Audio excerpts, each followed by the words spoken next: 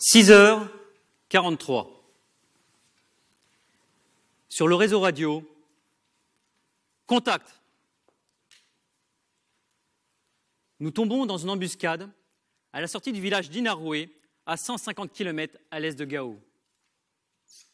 Ma compagnie progresse dans un oued au milieu d'une zone désertique, en appui d'une unité malienne. La section de tête est au contact avec des djihadistes que nous recherchons en vain depuis 5 jours. Mais là, ce sont eux qui nous attaquent. Ils sont mobiles. Ils sont déterminés à nous infliger un maximum de pertes. Mon propre véhicule et une autre section essuient des tirs de lance-roquettes. Nous sommes tellement proches des djihadistes que nous pouvons parfaitement distinguer l'expression de leur visage. Ils ont le regard rempli de haine.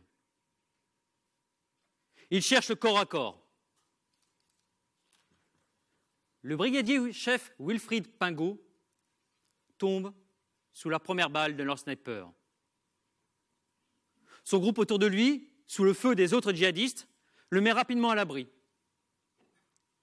Il sera évacué plus tard par hélicoptère. Nos ennemis ont l'initiative et ils la perdent dans la minute qui suit.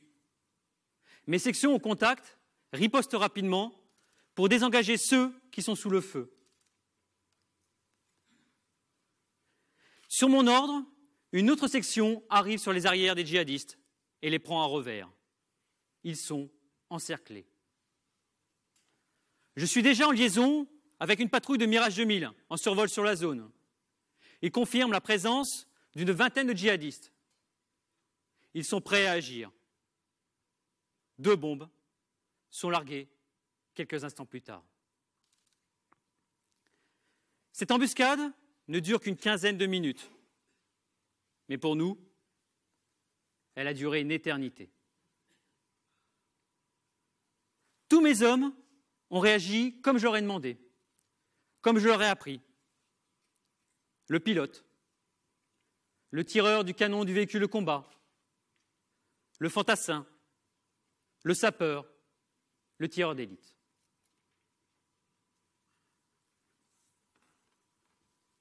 Nous ratissons la zone de l'embuscade. Nous devons récupérer des renseignements sur les cadavres de nos ennemis. Ils ont le même âge que mes hommes. Affronter la mort, la donner, la recevoir, la toucher du doigt, n'est pas anodin. Ce sont des moments qui marquent, ce sont des images qui restent. À la tombée de la nuit, nous nous réarticulons pour retourner sur Gao. C'est alors que mon chef m'annonce la mort de Wilfried. Il avait 31 ans. Il était père de 2 enfants. Je l'annonce à mon tour, à ma compagnie. Tout le monde se dit alors, moi le premier, cela aurait pu être moi.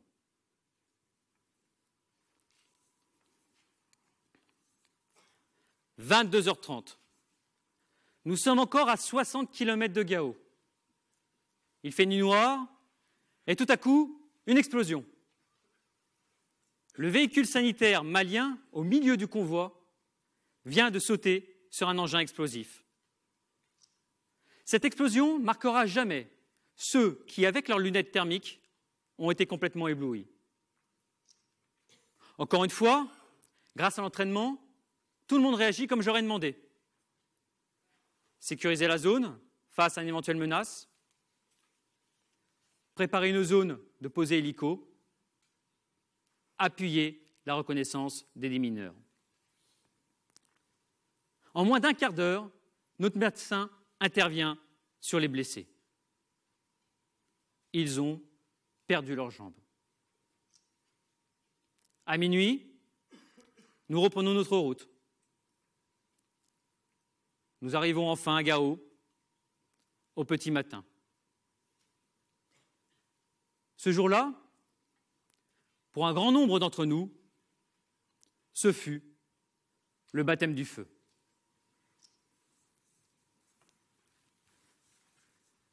Ma compagnie est jeune, âge moyen 22 ans. Avec mes 32 ans d'alors, je suis un vieux. Mon médecin aussi est tout jeune, il n'a pas 30 ans. Il s'est engagé pour sauver la vie de ceux qui servent la nation. Ce jour-là, il s'est retrouvé sous le feu et a soigné 4 blessés par balle, dont un à la tête, et 2 autres qui avaient perdu leurs jambes. Il a tout fait pour stabiliser l'état de Wilfried. L'annonce de sa mort a été un véritable choc pour lui. Pourtant, il ne pouvait pas se laisser abattre. Il devait poursuivre sa mission, soigner les autres blessés, physiques et psychiques. Il les a sauvés. Sa présence rassurait tout le monde. Un an plus tôt, mon chef de section génie, 25 ans, était encore en formation. Sa mission, appuyer la section de tête et repérer et détruire les engins explosifs. Ce jour-là, il s'est retrouvé en plein cœur de l'embuscade et a combattu comme un fantassin. Responsable de ces 30 hommes, il a agi et commandé avec le calme et l'exemplarité que j'attendais de lui. Un an plus tôt, un grand nombre de mes soldats n'avaient jamais tenu un fusil d'assaut. Ils s'appellent Samir, Pierre, Tiana, Faka. Ils ont 20 ans. On m'a souvent fait la remarque « ta compagnie est trop jeune, pas assez aguerrie. C'est la génération du smartphone, d'Internet. Vous n'aurez pas le confort là-bas. » Il est vrai que les 4 mois que nous avons passés ont été particulièrement rustiques. Une température de 50 degrés, 4 douches pour 800 hommes, des rations de combat pendant tout le mandat, pas d'Internet et quasiment pas de réseau téléphonique. Mais surtout, ce sont des opérations qui s'enchaînent avec de nombreuses actions de feu. Pourtant, ils ont été capables de surmonter leur peur. Pourtant, ils ont été capables de dépasser leurs limites. Pourtant, ils ont été prêts à donner leur vie. Face à la mort, leur vie, à ce moment-là, a eu un sens. Ce sens, cette quête de sens, c'est ce qui les a poussés à faire le choix de rentrer dans l'armée.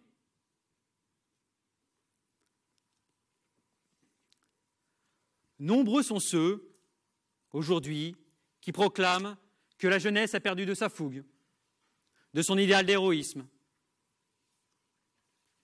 L'héroïsme n'animerait-il plus notre jeunesse?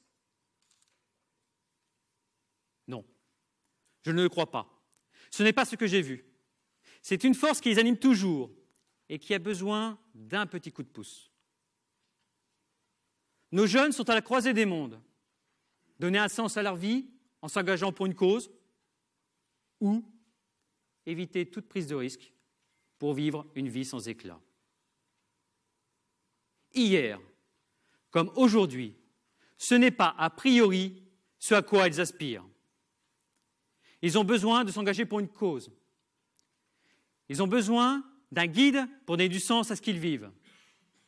Ils ont besoin d'un chef pour donner du sens à l'action. Sous le feu, il est impossible de savoir comment chacun va réagir. Notre cerveau, face au danger, réagit par réflexe. La torpeur, la surréaction. L'entraînement au quotidien cherche à minimiser ces 2 réactions. En revanche, l'effet de groupe et le leadership du chef permettent, eux, de dépasser le danger, d'agir en héros. Ce jour-là, mes hommes ont tous bien réagi. Un jour, Avant de partir au Mali, un jeune soldat me demande « Mais comment savoir si je vais bien réagir lorsque tout ira mal ?» Après un bref temps de réflexion, je lui réponds « Il faut développer 2 choses, là et là.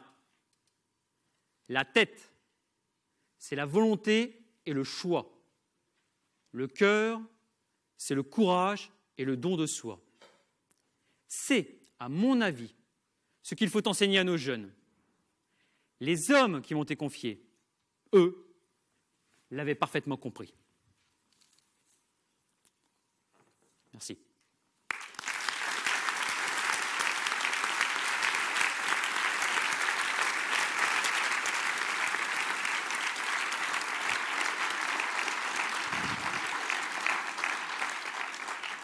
Chef de bataillon, Franck Duchemin. On ne va pas revenir sur ce que vous avez dit, mais un détail, pour faire retomber l'attention, n'a pas échappé à l'ancien troufion que j'ai été. Vous avez dit, c'était pas facile, nous avions ceci, on n'avait pas l'eau, il y avait 4 douches, et nous avions des rations de combat. Ça veut dire que la ration de combat en elle-même est une épreuve? La ration de combat n'est pas une épreuve. Pendant le premier mois, c'est agréable. Le deuxième mois, ça devient un peu plus compliqué. Puis, au bout de 3-4 mois, ça devient un peu trop routinier. Et donc là, on rêve d'une chose, c'est les grands restaurants à Paris. Bon. Alors, je vais dire à mes filles, mangez, vous serez des héroïnes. Merci, chef de bataillon. Merci infiniment.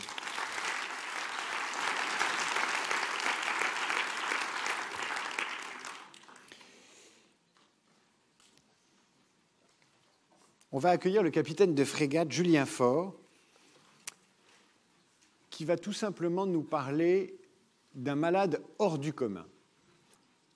Vous écouterez, évidemment, comme vous avez écouté, vous lui donnerez de l'énergie, ce qu'il va dire le touche personnellement, le touche profondément, comme les témoignages précédents, mais vous allez assez rapidement comprendre pourquoi j'insiste sur ce personnellement et sur le fait que ce qu'il va nous dire l'engage peut-être au-delà de ce à quoi vous vous attendez. Je vous demande d'accueillir le capitaine de frégate Julien Faure.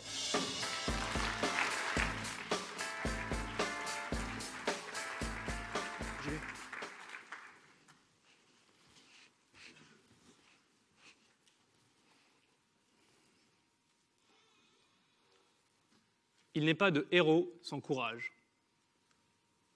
Mais qu'est-ce que le courage ? Étymologiquement, le courage vient du cœur. Il est, selon le Littré, la fermeté qui fait supporter ou braver le péril, la souffrance, les revers. La figure militaire est souvent associée au courage. Et c'est bien légitime. Il faut évidemment du courage pour faire notre métier. Pas d'engagement véritable sans cette vertu. Il faut du courage pour servir, pour accepter de donner sa vie, pour prendre la tête d'une colonne d'assaut, ou pour fermer un panneau avant de plonger sous quelques centaines de mètres d'eau et y passer plusieurs mois. Avec l'entraînement, avec l'habitude, avec l'accoutumance qui découle de l'acceptation permanente d'un risque calculé, mais aussi grâce au groupe, à sa cohésion, au sens donné à l'action, le courage nécessaire devient plus facile. Il n'en demande pas moins une certaine grandeur d'âme. Mais la figure militaire n'a pas l'apanage du courage. Ce dernier peut être anonyme, il peut être quotidien. Si je vous demande qui, selon vous, incarne l'image du courage, vous me parlerez probablement du colonel Beltrame, belle figure héroïque, ou d'un militaire croisé en opération. Pour ma part, si vous me demandez quelle est la première figure qui me vient à l'esprit lorsque je pense au courage, je vous parlerai de Louis, un jeune garçon de 19 ans. Louis n'est pas militaire. Louis n'est pas connu, si ce n'est par le cercle de ses proches. Mais il est à mes yeux un modèle de courage. Un courage que je n'aurai probablement jamais. Un courage discret, mais réel. À 19 ans, Louis découvre qu'il a un cancer. Il fait alors un choix naturel, il se bat. Et il remporte une première bataille au prix d'un morceau de son visage et d'un regard des autres à jamais différent. Il reprend sa vie, finit ses études, rencontre celle qui sera l'amour de sa vie. Il commence à oublier. Sa famille aussi. Mais 7 ans après, il est frappé une nouvelle fois. Le pronostic n'est pas favorable, mais une fois encore, il s'en sort, au prix d'un bout de poumon. Là, sa vie est radicalement chamboulée. Il choisit de la reconstruire. Il était graphiste, il sera soignant. Lui qui connaît et vit la maladie, il se met au service des malades. Il entame donc des études, tout en affrontant une nouvelle rechute et des essais cliniques. Et c'est là, à mon sens, l'illustration du courage. Passer un concours sous chimiothérapie pour réinventer sa vie. Se lever chaque matin pour trouver le peu d'énergie qui lui reste, afin d'aller aider les autres. Ne jamais rater ses partiels, quel que soit son état. Ne jamais abandonner, même s'il est au bout de ses forces, quitte à être renvoyé chez lui par un médecin atterré. Mais aussi, penser à préserver les autres, en permanence, à prendre soin d'eux. Ne jamais les négliger, mais ne rien leur imposer. Ne pas tout leur dire, pour ne pas les inquiéter. Leur donner du réconfort, même quand ça ne va pas. Se battre pour être là pour les occasions qui comptent. Et préparer cette fin inéluctable en ayant en tête que le bonheur de ses proches. Le courage, à mon sens, c'est cela. Ne jamais abandonner. Se dépasser pour soi et pour les autres. Et enfin, agir pour les autres. Le courage peut donc être anonyme, tout comme les héros. Ce n'est pas à la portée de chacun. Ceux qui puisent ces ressources doivent être des exemples. Vauvenargues écrivait « Le courage est la lumière de l'adversité ». Il n'y a pas de meilleure définition. Et personne, plus que mon frère Louis, ne me l'a fait comprendre.